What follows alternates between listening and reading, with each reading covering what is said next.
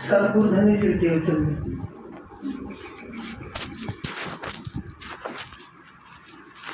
उस बात को छोड़िए, सुंदर साथ जी बात वर्तमान में लीजिए।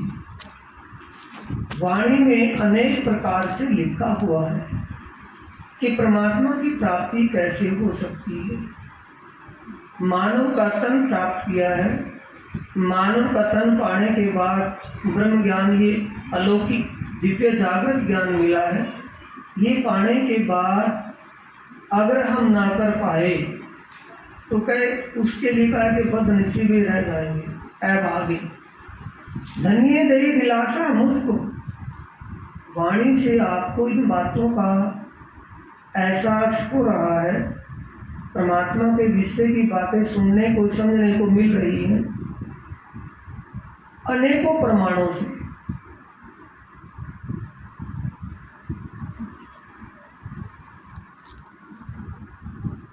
हिंदू धर्म ग्रंथ, इस्लामी धर्म ग्रंथ, सभी धर्म ग्रंथों में एक पारब्रह्म परमात्मा और ब्रह्मात्माओं के आने का विषय लिखा हुआ है कि वो दुनिया में आएंगे, प्रकट होंगे और उस समय ऐसे दुनिया के लक्षण होंगे, दुनिया में ऐसी ऐसी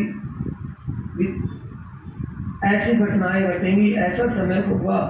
और वो ऐसा सभी धर्म ग्रंथों के ज्ञान का स्पष्टीकरण करके, खुलासा करके सबको एक परमात्मा का ज्ञान करवाएंगे। वो सब बातें धर्म ग्रंथों में अनेकों दिलासा देने का मतलब है अनेकों साक्षियां धर्म ग्रंथों में मिलती है जो वाणी में स्पष्ट खुली हुई है। देख दिलासा धनिये की भी साख दई सबद। सबद का मतलब है सद्गुरुधनी से देवचंद। उस बात को भी छोड़िए, जो वाणी में पारब्रह्म परमात्मा और ब्रह्मात्माओं के आने की बातें लिखी हैं, वो बातें सभी धर्म ग्रंथों में साक्षी रूप में, गवाही के रूप में लिखी हैं कि ऐसा होगा और ऐसी हालत, ऐसी स्थिति होगी, ऐसा ज्ञान का प्रकाश होगा जो सबका उद्धार करने वाला होगा। ये बातें पाकर के माहे बाहर अंतर मिने सब अंग किए रोशन।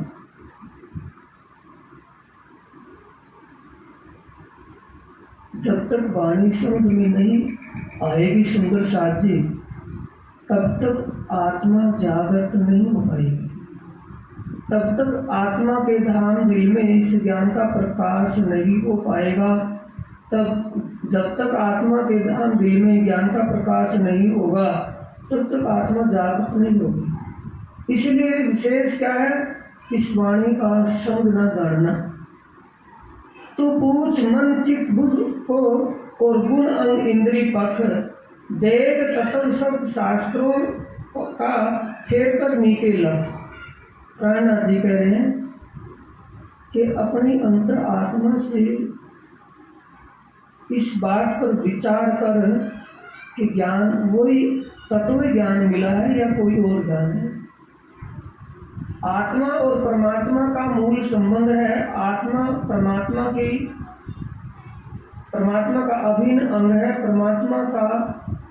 आत्मा परमात्मा की हृदय स्वरूप है। जैसे सूरज और उसकी किरण, समुद्र और उसकी लहर एक ही रूप होती है, ऐसे ही आत्मा का स्वरूप है। तो पूछ मन चित बुद्ध को और गुण अंग इंद्री पर, अपने अंतर मन से इस बात का विचार कर कि तेरा संबंध परमात्मा से है या नहीं, तो परमधाम की आत्मा है या नहीं है। ये बात का कैसे विचार किया जाए कि मैं परमधाम की आत्मा हूँ। वो सुंदर साथ जी, इस वाणी में जो लिखा है, वाणी की बातें जब सुनने को मिलती है या वाणी का मंथन करे, वाणी को ध्यान से पढ़ रहे हो, तो हमें इस वाणी से सुख का एहसास होता है। सुख का एहसास जब होता है तो सुख का एहसास किसको होगा? किसी की चिट्ठी डाकिया किसी के घर और किसी के घर दे आए नाम राशि से, वो तो उसको पढ़ कर रख देगा, उस चिट्ठी से उसके ऊपर तो कोई असर नहीं होगा। और जिसकी वो चिट्ठी है उसी को जब मिल जाए वो चिट्ठी और उसमें जो लिखा है उसको पढ़ने से या उसको सुनने से उसको एहसास होगा, कुछ एहसास होगा या नहीं होगा? उसको एहसास क्यों होगा? क्योंकि वो चिट्ठी उसकी है।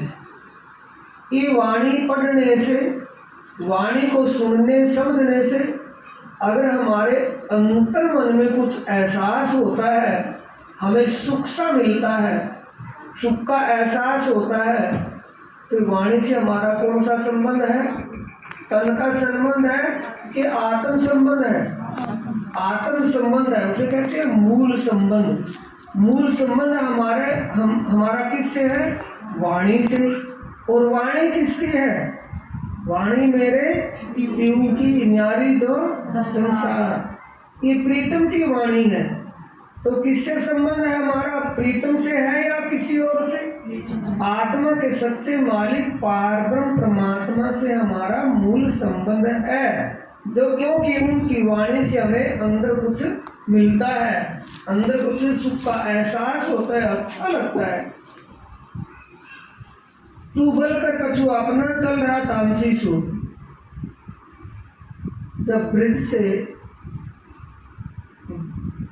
जब आत्माएं ब्रज मंडल में आई थी, गोपियाओं के तनों में, गोपियाओं के रूप में आई थी आत्माएं, जब बांसुरी बजी तो बांसुरी सुनकर के पहले कौन सी आत्माएं निकली है? तामसी निकली है, राजसी निकली है या स्वादसी?